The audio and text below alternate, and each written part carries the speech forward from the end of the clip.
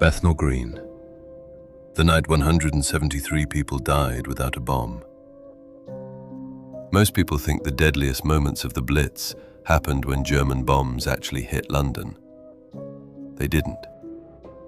One of Britain's worst civilian disasters of the entire war happened on a night when no bomb struck the location at all. No building collapsed. No direct attack took place. And yet, within minutes, 173 people were dead. Most were women. Many were children. Some were crushed so tightly together that rescuers struggled to separate the bodies. And for years afterwards, the full truth was hidden from the public. Stay with me until the end, because the final moments of this disaster reveal just how quickly ordinary fear can turn into catastrophe, and how one small stumble changed hundreds of lives forever. The date was the 3rd of March, 1943. London had already endured years of war. The Blitz had officially ended, but German bombing raids still happened. Air raid sirens remained part of daily life. In East London stood Bethnal Green Underground Station. Unlike many stations, it wasn't yet being used by trains.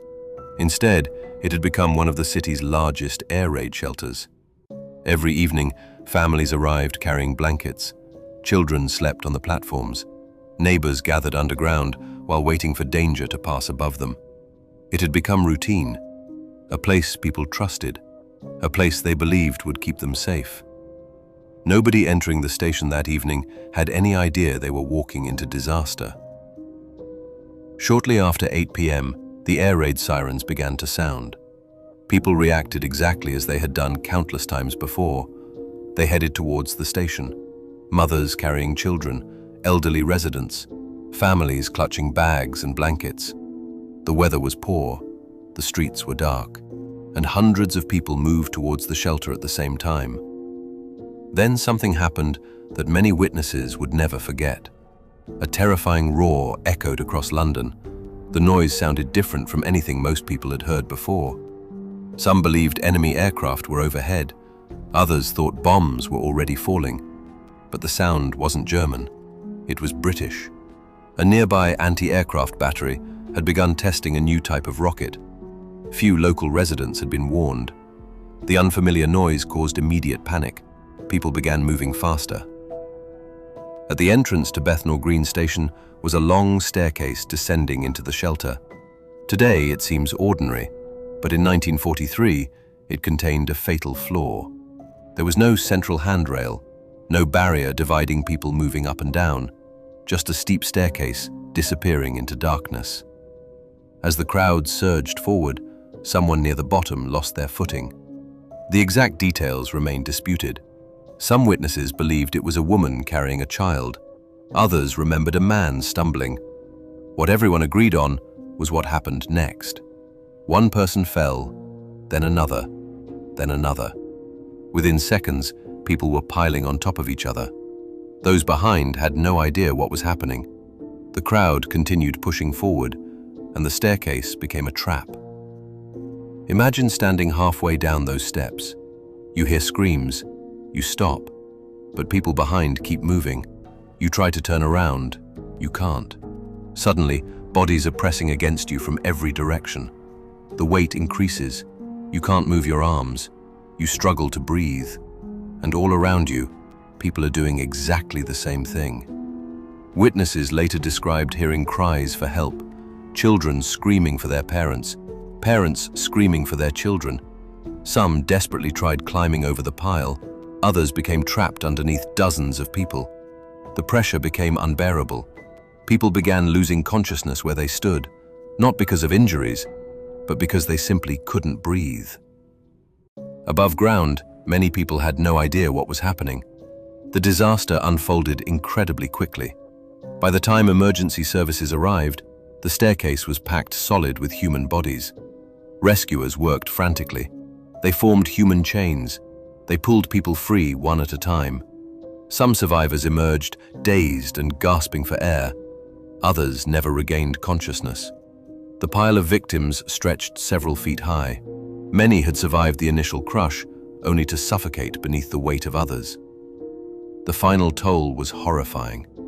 173 dead, more than 90 of them women, dozens of children, hundreds more injured, all inside a shelter they believed would protect them.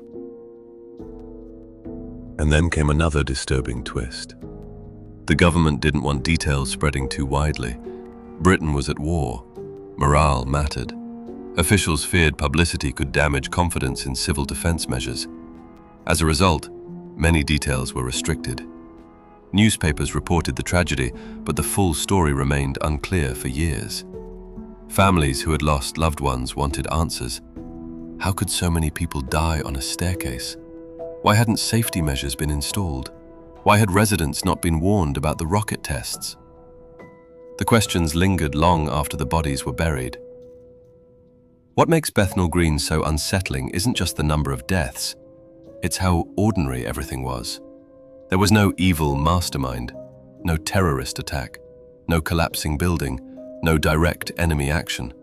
Just ordinary people trying to stay alive, doing exactly what they had been told to do, seeking safety, following routine, making sensible decisions. And yet, within moments, everything went catastrophically wrong. The shelter protected people from bombs, but it couldn't protect them from fear. Today, thousands of passengers pass through Bethnal Green Station every day. Most never think about what happened beneath their feet. Many have no idea that Britain's worst civilian disaster of the Second World War occurred there. No bomb crater marks the spot. No ruined building remains. The station still looks remarkably ordinary, which somehow makes the story even darker. Because the staircase is still there, the same entrance, the same descent underground. The same place where, on one night in 1943, 173 people walked towards safety and never came back. And perhaps that's the most frightening part of all. The disaster wasn't caused by war alone. It was caused by something far more human, a moment of panic, a single fall, and a chain reaction that nobody could stop.